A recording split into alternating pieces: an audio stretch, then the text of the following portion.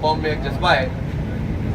سندھ، بلوچستان، جنوبی پنجاب اور KPK میں جو سیلاب سے اور بارشوں سے متاثر ہونے والے ہمارے پاکستانی بھائی ہیں، بہنیں ہیں، بچے ہیں، بزرگ ہیں، ان کے لیے لوگ اپنے دل کھول کر عطیات دے رہے ہیں. اور شہر کراچی ایک مرتبہ پھر لیڈ لے رہا ہے.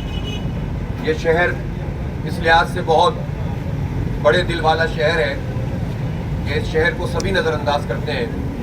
اس کی سڑکیں ابھی بھی ٹوٹی ہوئی ہیں، اس میں ابھی بھی پانی کا شدید کرائسس ہے، اور الیکٹرک کی لوٹ مار اس وقت بھی جاری ہے، اور لوگ پریشان حال ہیں، اور کوئی اس کا پوچھنے والا نہیں ہے. لیکن جب ملک اور قوم کا مسئلہ آتا ہے، جب غریبوں کا مسئلہ آتا ہے، جب لوگ ڈوب جاتے ہیں یا حکومت کی نالائقیوں سے انہیں ڈبو دیا جاتا ہے، تو یہی شہر ہے جو اٹھ کر سب کے لیے کھڑا ہو جاتا ہے. اور یہی اس شہر کی اسٹرینتھ ہے، یہی اس شہر کی طاقت ہے. اور اب پورے ملک کے لوگوں کو بھی اس شہر کراچی پر توجہ دینی ہوگی. جو ان گئے گزرے حالات میں جو لوگ اٹھ کر کھڑے ہو کر اپنے بھائیوں کے لیے تیار ہو جاتے ہیں، اگر اس شہر کو سہولتیں دے دی جائیں اور اس شہر کے بنیادی مسائل حل ہو جائیں، تو آپ بتائیں یہ پاکستان کی ترقی کے لیے کتنا کنٹریبیوٹ کرے گا. میں کراچی کے لوگوں کو سلام پیش کرتا ہوں کہ چاہے متمول لوگ ہوں، پیسے والے ہوں، صنعت کار ہوں، سرمایہ کار ہوں، مختلف جگہوں پر ملازمتیں کرنے والے ہوں، یا بہت غریب لوگ ہوں، چھوٹے جو ہے وہ ایسے پیشوں سے وابستہ ہوں جس میں چھوٹی آمدنی ہوتی ہے، وہ سارے کے سارے اس وقت جو ہے ڈونیشنز دے رہے ہیں اور اپنا کردار ادا کر رہے ہیں. ہم نے تو وہ مناظر بھی دیکھے جب کچرا چننے والے بچے بھی اس فنڈ میں پیسے ڈال رہے ہیں، اور وہ بھی دیکھا ہے کہ پاپڑ بیچنے والا بچہ بھی ڈونیشن دے رہا ہے. یہ وہ جذبہ ہے جس کو انشاءاللہ کوئی شکست نہیں دے سکتا. اور اس جذبے کے ذریعے کروڑوں روپے بھی جمع ہو رہے ہیں اور اجناس بھی مل رہی ہیں. اور آپ دیکھ رہے ہیں کہ کتنی بڑی تعداد میں یہ ٹرکس یہاں کھڑے ہوئے ہیں. مسلسل شہر سے چیزیں پہنچ رہی ہیں، ڈونیشنز آ رہے ہیں، خریداری ہو رہی ہے. اور پھر تمام ضرورت کی چیزیں، جس میں پانی، جس میں کھانے کے اجناس، آٹا، دالیں، چنے، چاول، یہ تمام تر چیزیں، اور اسی طرح بسکٹ، پاپے، رسک اور ڈبل روٹی، اس طرح کی چیزیں آ رہی ہیں. اور پھر ساتھ ساتھ ادویات، فروٹس لوگ دے رہے ہیں. ظاہر ہم اپنے لحاظ سے چیزوں کو دیکھ رہے ہیں کہ کس طرح سے ترسیل کا نظام بنے اور ان سب چیزوں کو پہنچانے کا انتظام ہو رہا ہے. خیمے جا رہے ہیں، ترپالیں جا رہی ہیں تاکہ لوگوں کو چھت فراہم کی جا سکے، بیٹھنے کے لیے کوئی جگہ مل سکے.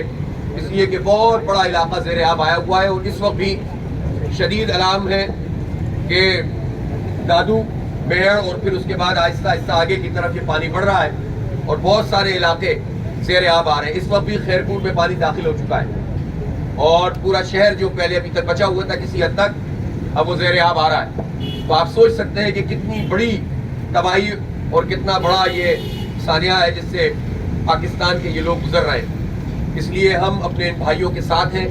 کراچی اپنے سندھ کے بھائیوں کے ساتھ ہے، بلوچستان اور جنوبی پنجاب کے لوگوں کے ساتھ ہے، اور اسی طرح KP میں جو شدید طوفانی کیفیت پیدا ہو گئی تھی، اللہ کا شکر ہے کہ پانی وہاں سے گزر گیا، لیکن پھر بھی بہت تباہی ہوئی، بہت انسانی جانیں گئی ہیں، اور بہت سارے مویشی اس میں ہلاک ہوئے ہیں. سب سے زیادہ مویشیوں کی ہلاکت بلوچستان میں ہوئی ہے، اور اسی طرح ہمارے جنوبی پنجاب اور پھر اب سندھ کے اندر ہو رہی ہے. اس لیے ہم نے ہمہ جہتی پروگرام بنایا ہے. سب سے پہلا کام تھا کہ ریسکیو کیا جائے، لوگوں کو نکالا جائے.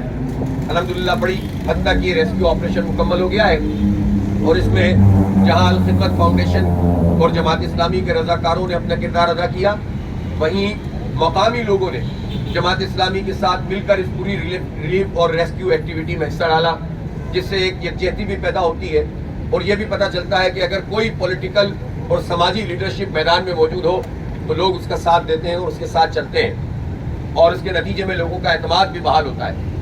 ہم گراؤنڈ لیول پر موجود ہیں، گراس روٹ لیول پر موجود ہیں، تو عوام کے دکھ درد کو بھی جانتے ہیں. ہمیں صرف ہیلی کاپٹر سے جائزہ نہیں لینا ہوتا اور ہمیں ہوائی باتیں نہیں کرنی ہوتی، بلکہ ہزاروں کی تعداد میں ہمارے ورکرز ہیں جو اس وقت ہر آبادی کے اندر اور بستی کے اندر الحمدللہ ریلیف کی ایکٹیویٹیز کر رہے ہیں. جو ریسکیو کے ساتھ ساتھ ریلیف کا کام ہے کہ خیمہ بستیاں ہیں تو ان کی مینجمنٹ کرنا، خیمے لگانا، ان کو کھانے پینے کی سہولتیں وہاں پہنچانا.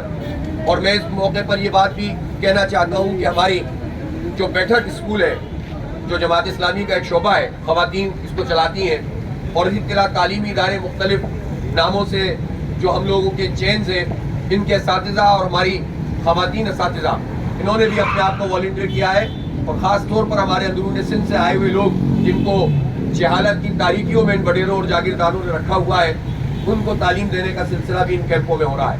تو صرف یہی بات نہیں ہے کہ ہم ان کو کھانا فراہم کریں یا کپڑے فراہم کریں, بلکہ ان کو اگر کلمہ پڑھنا بھی سکھا دیں, ان کو لکھنا پڑھنا بھی سرسبے سکھا دیں, اور ان کو تعلیم کی طرف رغبت بھی دلا دیں, تو میں سمجھتا ہوں یہ بہت بڑی قومی خدمت ہے.